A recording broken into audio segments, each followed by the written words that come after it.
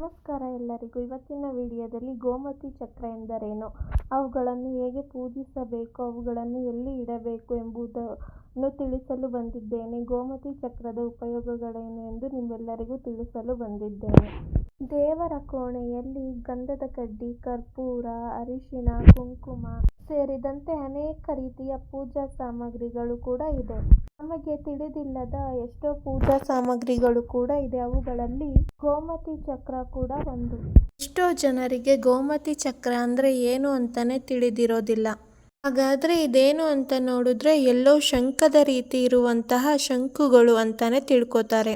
ಆದ್ರೆ ಅಸಲಿಗೆ ಈ ಗೋಮತಿ ಚಕ್ರ ಅಂದ್ರೆ ಏನು, ಇದನ್ನ ಮನೆಯಲ್ಲಿಟ್ಟು ಪೂಜೆಯನ್ನ ಮಾಡಬಹುದಾ, ಹಾಗೆ ಯಾವ ರೀತಿ ಇದರ ಪೂಜೆಯನ್ನ ಮಾಡಬೇಕು, ಹಾಗೆ ಮನೆಯಲ್ಲಿ ಇಟ್ಟು ಇದರ ಪ್ರಯೋಜನವನ್ನ ಹೇಗೆ ಪಡೆಯಬೇಕು ಎಂಬುದರ ಎಲ್ಲದರ ಮಾಹಿತಿಯನ್ನ ಈ ವಿಡಿಯೋದಲ್ಲಿ ನೋಡೋಣ. ತಪ್ಪದೆ ಪೂರ್ತಿ ವಿಡಿಯೋನ ಎಲ್ಲೋ ಸ್ಕಿಪ್ ಮಾಡ್ದಲೆ ನೋಡಿ. ಹಾಗೆ ಹೊಸದಾಗಿ ಯಾರು ನನ್ನ ಚಾನಲ್ನ ನೋಡ್ತಿದ್ದೀರಾ ಅಂಥವ್ರು ಸಬ್ಸ್ಕ್ರೈಬ್ ಮಾಡ್ಕೊಂಡು ನೋಡಿ ಆ್ಯಂಡ್ ನಿಮ್ಮ ಫ್ರೆಂಡ್ಸ್ ಆ್ಯಂಡ್ ಫ್ಯಾಮಿಲಿಗೆ ಶೇರ್ ಮಾಡಿ, ಲೈಕ್ ಮಾಡಿ, ಕಮೆಂಟ್ ಮಾಡಿ. ಮೊದಲನೆಯದಾಗಿ ಗೋಮತಿ ಚಕ್ರ ಅಂದ್ರೆ ಏನು ಅಂತ ತಿಳ್ಕೊಳ್ಳೋಣ ಬನ್ನಿ. ಗೋಮತಿ ಚಕ್ರಗಳು ನೈಸರ್ಗಿಕವಾಗಿ ನಮಗೆ ಗೋಮತಿ ನದಿಯಲ್ಲಿ ಕಂಡು ಬರುತ್ತೆ.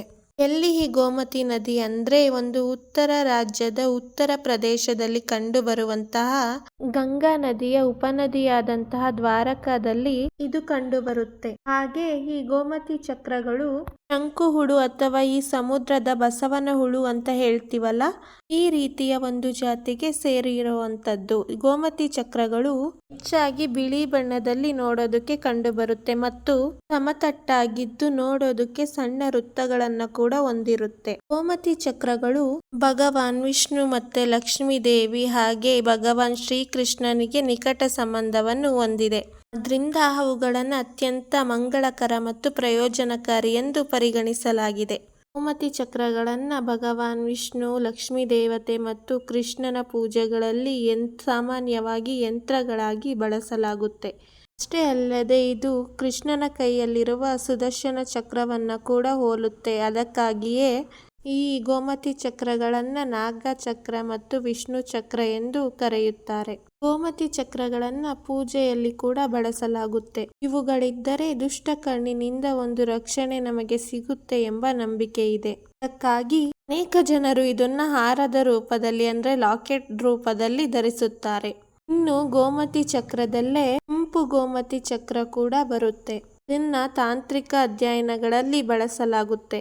ಇನ್ನು ಈ ಗೋಮತಿ ಚಕ್ರದ ಒಂದು ಮಹತ್ವವೇನು ಅಂತ ತಿಳ್ಕೊಂಡ್ರೆ, ಗೋಮತಿ ಚಕ್ರಗಳನ್ನ ಲಕ್ಷ್ಮೀ ದೇವಿಯ ಸಂಕೇತ ಅಂತಾನೆ ಪರಿಗಣಿಸಲಾಗುತ್ತೆ. ಗೋಮತಿ ಚಕ್ರಗಳನ್ನು ಪೂಜಿಸುವ ಯಾವುದೇ ಮನೆಗಳಲ್ಲಿ ಸಮೃದ್ಧಿ ಮತ್ತು ಉತ್ತಮ ಆರೋಗ್ಯಗಳಿಂದ ಒಂದು ಲಕ್ಷ್ಮೀ ದೇವಿಯ ಕೃಪೆಯಿಂದ ಅವರು ಆಶೀರ್ವದಿಸಲ್ಪಡುತ್ತಾರೆ ಅಂತ ಒಂದು ನಂಬಿಕೆ ಇದೆ. ಹಾಗೆ ಗೋಮತಿ ಚಕ್ರವು ಶ್ರೀಕೃಷ್ಣನ ಸುದರ್ಶನ ಚಕ್ರವನ್ನ ಹೋಲುತ್ತೆ.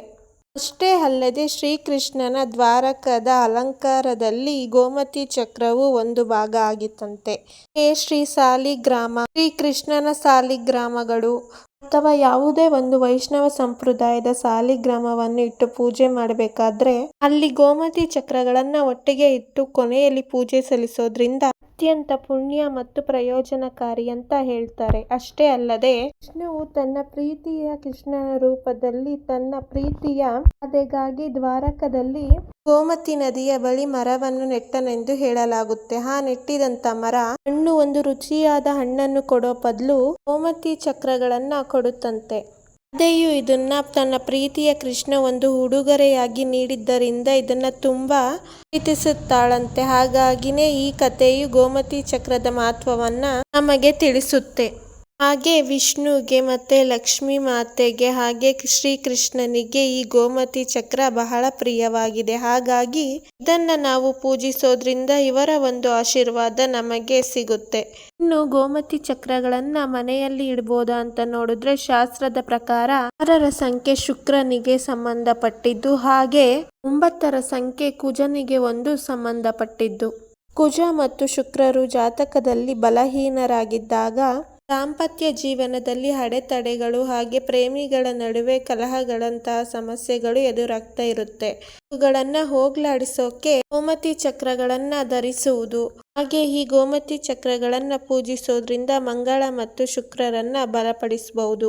ಹಾಗೆ ಲಕ್ಷ್ಮೀ ದೇವಿಯ ಆಶೀರ್ವಾದ ಪಡೆಯಲು ಪೂಜಾ ಕೋಣೆಯಲ್ಲಿ ಗೋಮತಿ ಚಕ್ರಗಳನ್ನ ಇಟ್ಟು ಪೂಜೆಯನ್ನ ಮಾಡಬಹುದು. ಇನ್ನು ಕೆಲವರು ಕೆಂಪು ಬಟ್ಟೆಯಲ್ಲಿ ಇದನ್ನ ಸುತ್ತಿ ಬೀರುನಲ್ಲೂ ಕೂಡ ಇಡ್ತಾರೆ. ಹೀಗೆ ಮಾಡಿದ್ರೆ ಹಣದ ಕೊರತೆಯಾಗದು. ಹಾಗೆ ಗೋಮತಿ ಚಕ್ರಗಳನ್ನ ಶ್ರೀ ಯಂತ್ರ ಅಥವಾ ಅಷ್ಟಲಕ್ಷ್ಮಿ ಯಂತ್ರದೊಂದಿಗೆ ಕೂಡ ಇರಿಸಲಾಗುತ್ತೆ. ಇವುಗಳನ್ನ ಶುಕ್ರವಾರದಂದು ಪೂಜಿಸಲಾಗುತ್ತೆ. ಗೋಮತಿ ಚಕ್ರಗಳನ್ನ ಶುಕ್ರದ ಒಂದು ಸಂಕೇತ ಎಂದು ಪರಿಗಣಿಸಲಾಗುತ್ತೆ. ಮೊದಲನೇ ಸಲ ಮನೆಗೆ ತಂದ ಗೋಮತಿ ಚಕ್ರಗಳನ್ನ ಗಂಗಾಜಲ ಅಥವಾ ಅರಿಶಿಣದ ನೀರಿನಿಂದ ಶುಭ್ರವಾಗಿ ತೊಳೆದು ಇದನ್ನ ಒಂದು ಶುಭ್ರವಾದ ಬಟ್ಟೆಯಿಂದ ಒರೆಸಿ ಇದನ್ನ ಪೂಜಾ ಕೋಣೆಯಲ್ಲಿ ಇಟ್ಟು ಪೂಜೆಯನ್ನ ಮಾಡಬೇಕು.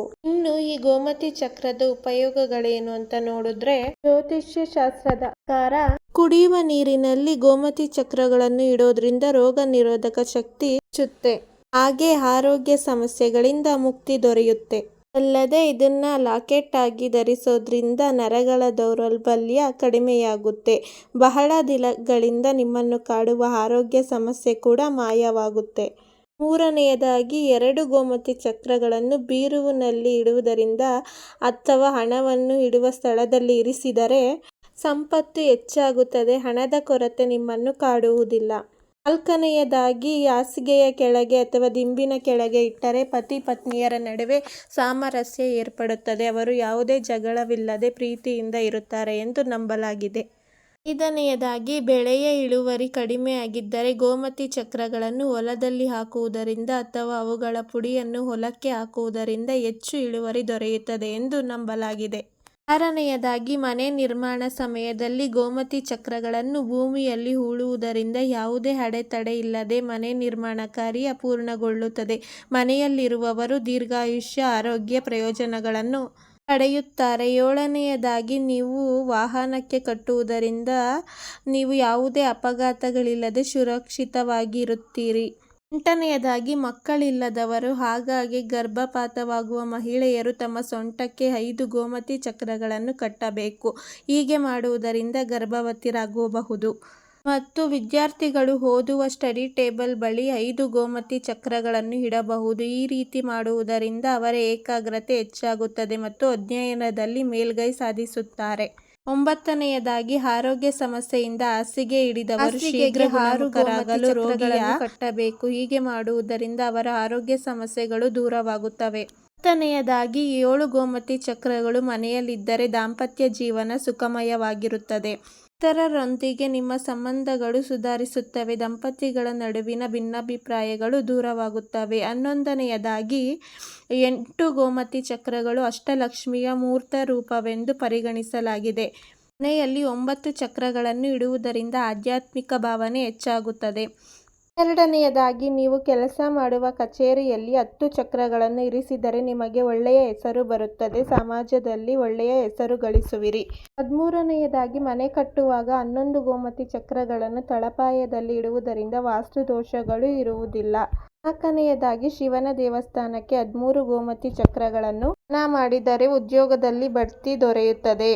15ನೆಯದಾಗಿ 27 ಗೋಮತಿ ಚಕ್ರಗಳನ್ನು ವ್ಯಾಪಾರ ಕಚೇರಿಯ ಹೊಸ್ತಿಲಲ್ಲಿ ಕಟ್ಟಬೇಕು. ಆ ಬಾಗಿಲಿನ ಮೂಲಕ ಸಂಚರಿಸಿ ವ್ಯಾಪಾರ ಮಾಡುವವರು ಹೆಚ್ಚಿನ ಲಾಭ ಪಡೆಯುತ್ತಾರೆ. ಗೋಮತಿ ಚಕ್ರಗಳ ಬಗ್ಗೆ ನಾನು ತಿಳಿಸಿರುವ ಮಾಹಿತಿ ನಿಮಗೆ ಉಪಯೋಗವಾಗಿದ್ದರೆ ನನ್ನ ಚಾನಲ್ನ ಸಬ್ಸ್ಕ್ರೈಬ್ ಮಾಡಿ, ಲೈಕ್ ಮಾಡಿ, ಶೇರ್ ಮಾಡಿ, ಕಮೆಂಟ್ ಮಾಡಿ ಫ್ರೆಂಡ್ಸ್. ನಾನು ಮುಂದಿನ ವಿಡಿಯೋದಲ್ಲಿ ಸಿಗ್ತೀನಿ.